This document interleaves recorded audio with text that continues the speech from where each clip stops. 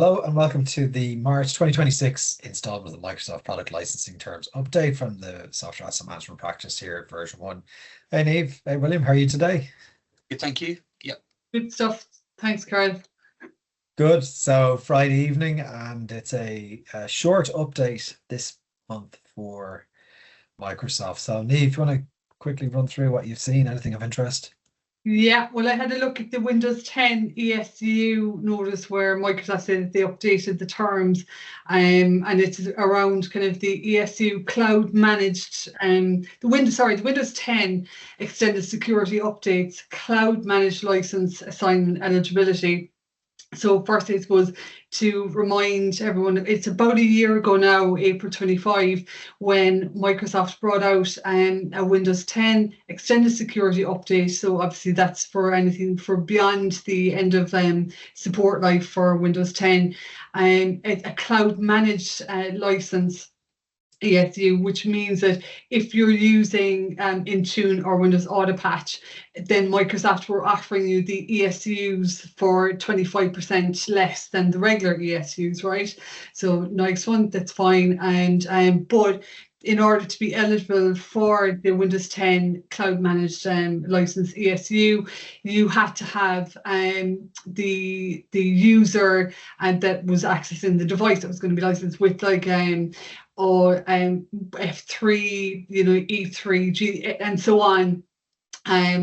But they've updated that now where they've kind of stripped that back and they've just said, look, any user that accesses the device license with Windows 10 ESU, cloud managed license, just needs either Intune or Microsoft Entra ID, right? So that's the big one, I think, really, that is significant for anybody who is were ineligible up until the 1st of March. Okay, great. And William, over to you. Thank you. So I've looked at the privacy and security terms. So they've removed Viva goals from the EU data boundary services table and availability tables as this product has it's reached end of life and is no longer supported. And they've added Azure managed Redis to the Microsoft Azure Core Services section of the Core Online Services table to include this service within that scope. Essentially, Azure managed Redis provides an in-memory data store based on the Redis Enterprise product. So just an Azure service, really. What else I looked at was the new Microsoft 365 E7, and that's recently been announced and due for release on 1st of May. This is Microsoft's sort of top tier enterprise frontier suite that sits above E5, the long awaited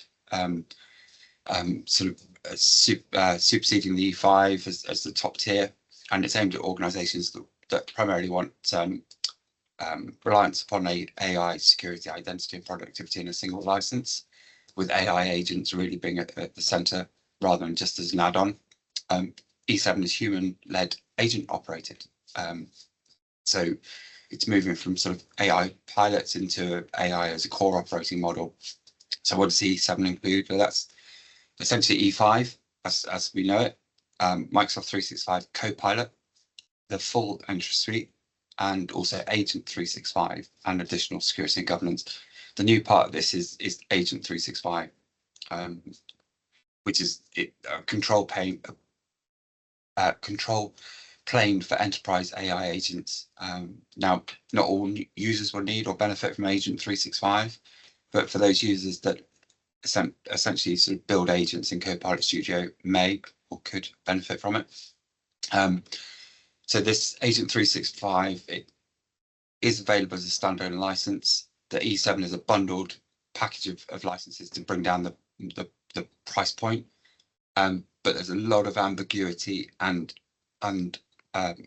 unknowns about Agent 365 and really what it can do and what benefit it will actually deliver to organizations over and above single point of governance and control. So yet to be seen, but that's the new big announcement from Microsoft. That's everything is going to lead towards E7. The other brief thing I want to touch upon is the changes to Copilot entitlement. So this is from the 15th of April this year. This was only just announced last week. So the experience for users with Copilot without a 365 Copilot license will be called Copilot Chat (Basic), and the experience for users with a 365 Copilot license will be called M365 Copilot (Premium). What they're doing is adding into Premium the advanced reasoning within Word, Excel, and PowerPoint. So that's sort of advanced sort of operations within Copilot. And there's no other changes that's being made available. However, this whole basic license thing, this is where tenants over 2,000 users will be impacted, because Copilot will no longer be available in Word, Excel, PowerPoint, OneNote. And it's just going to be called Copilot Chat (Basic / Unlicensed). So that's the key thing for tenants over 2,000 users. They're going to have that whole eligibility and entitlement to use Copilot within the app taken away from the 15th of April. They will still be able to use Copilot app and Outlook, and basic users will continue to have that sort of secure Copilot chat on the web. It's quite a major. They've given it and then they're taking it away again to tenants over 2,000 users. Tenants under 2,000 users, this is the final piece I just want to go through. They will continue to have Word, Excel, and PowerPoint, OneNote with advanced reasoning, and that's going to be there for basic / unlicensed users. So big changes on that front for bigger enterprise level tenants, and that's going to maybe drive the behavior towards organizations actually rolling out 365 Copilot Premium or the full license across more users within their tenants. But we shall see. Yeah, interesting. So quite a lot to take on board there. And as always with Microsoft over the last year or two, all roads lead to something AI related, right? So some interesting developments, absolutely.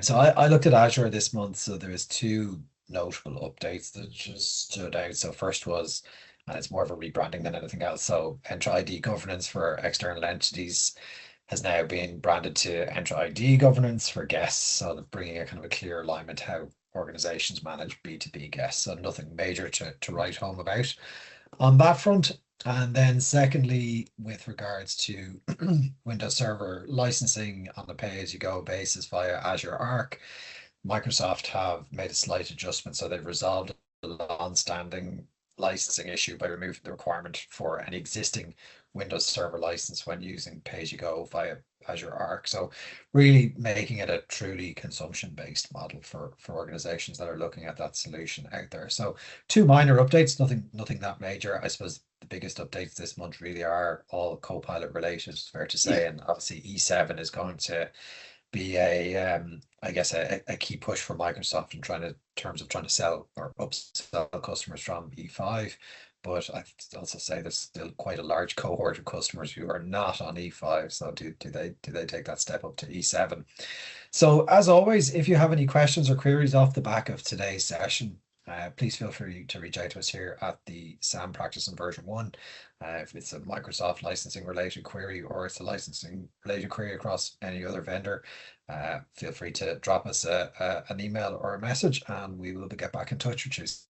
So Niamh, William, until next month's product terms, thanks again for your input and we shall chat soon. Thank you. Thanks everyone.